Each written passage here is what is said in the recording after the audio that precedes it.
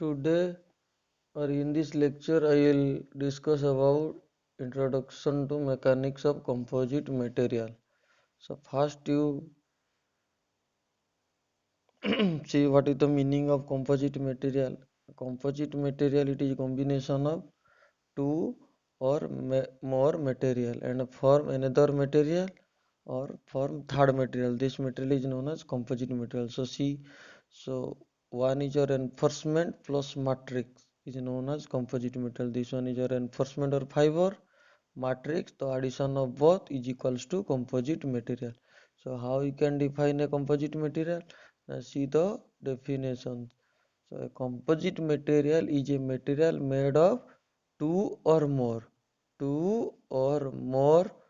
constituent materials with significantly different physical or chemical properties that when combined produce a material with different characteristics from the individual component, or you can another way say composite material signify that two or more materials are combined on a macroscopic scale to form a useful third material.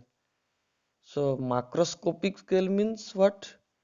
Now the study of composite material behavior wherein the material is assumed homogeneous and you can see into a naked eye. So this one is your macroscopic scale.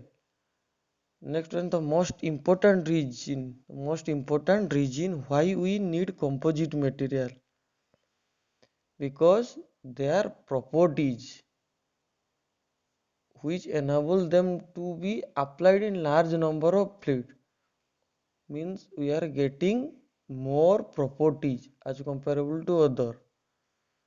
Another is lightweight, corrosion resistance and durability. So we are using composite material. So advantages of composite material. See advantages of composite material. These are the advantages. So advantages, first one is your lighter weight,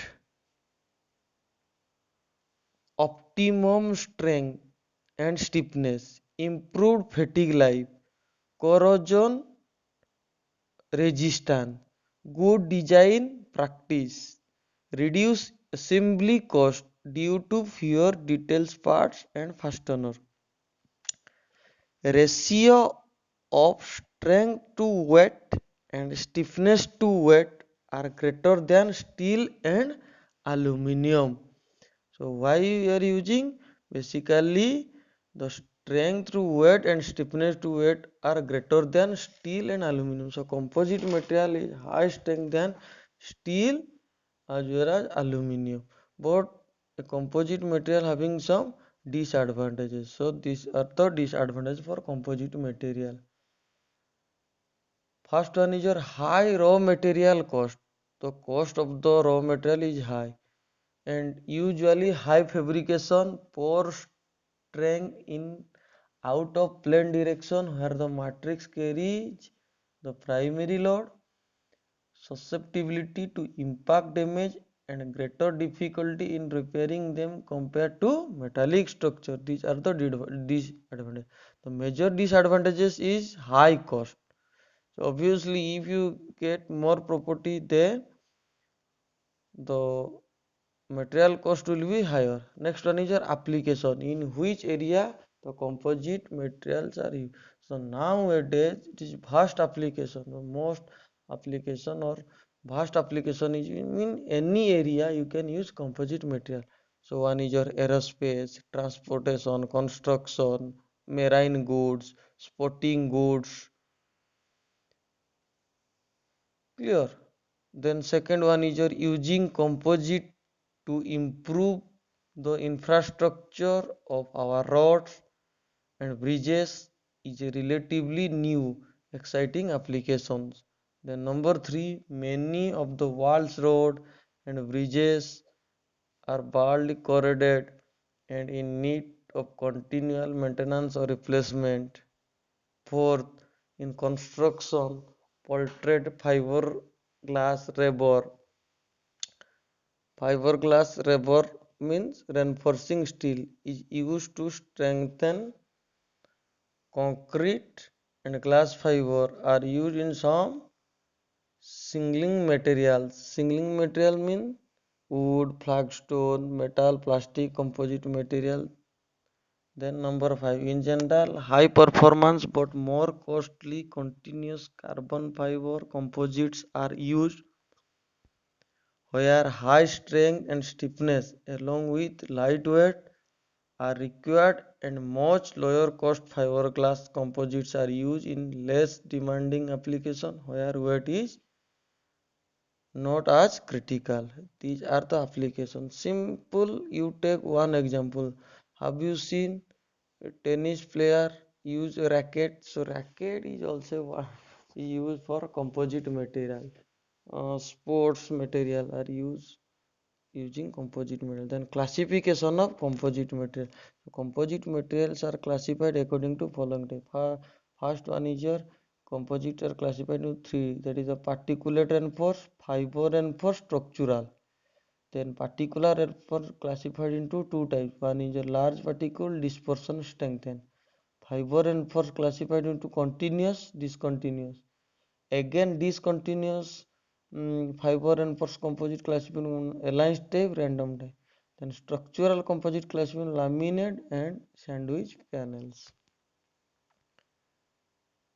So in composite material there are two phase, or you get composite, that is by using that reinforcement plus matrix. For example, this one is your concrete stock. Then you put some steel. So steel gives what?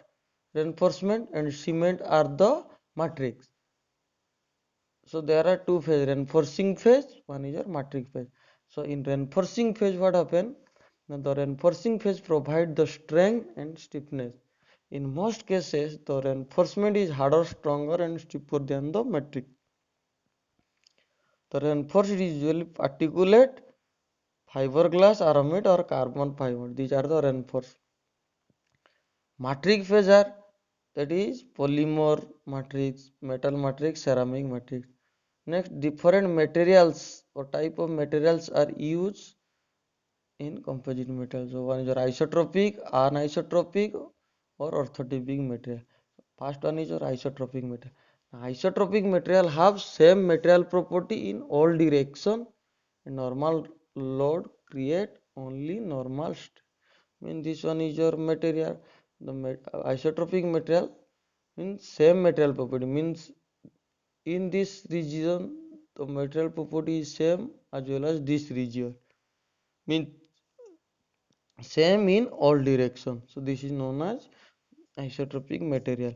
Then anisotropic material is, anisotropic materials have different material property in all direction at a point in the world. Means isotropic having same material property in all direction, it is different material property in all direction. Then bulk materials such as metals and polymer are normally treated as isotropic material. Bulk material in metal polymers are treated as what? An isotropic material. However, composite are treated, sorry. Bulk material such as metal polymers normally treated as isotropic material, but composite material treated as an isotropic material. However, even bulk material such as metal can become anisotropic,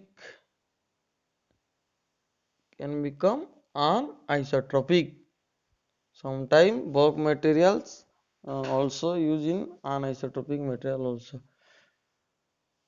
Then composites are a subclass of anisotropic material that are classified as orthotropic material. Means orthotropic material are classified, that is anisotropic area. Orthotropic material have properties that are different in three mutual perpendicular directions. Clear? So thank you.